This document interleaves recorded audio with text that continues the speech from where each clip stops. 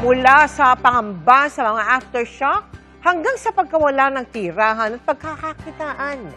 Patuloy ang pagtitiis at paghihirap ng ilang pamilyang apektado ng lindol at pagguho ng lupa sa Barangay San Jose, General Santos City.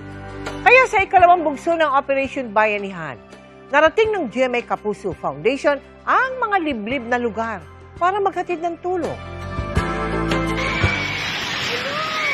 Mahigit isang buwan na mula nang yumanig ang magnitude 7.8 na lindol noong June 8 na sinundan ng landslide sa Purok Tanda, Barangay San Jose, General Santos City. Pero ang 85 pamilyang lumikas sa lugar, kabilang si Cheche, nagtitiis pa rin sa mga trapal at tent na itinayo sa gilid ng kalsada.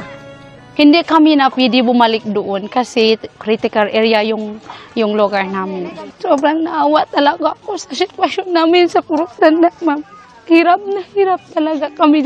Kahit may trapal, may tent kami, pero kung umuulan, ma'am, basa talaga yung mga kasama namin. Hindi pa nga din daw siya makabalik sa pagsasaka sa bukid dahil sa kanilang kalagayan. Dagdag pa rito ang trauma at takot na dulot ng mga nararanasan pa ring aftershock. Isa tuloy sa kanilang pinoproblema ang pagtugon sa pangangailangan nila sa araw-araw.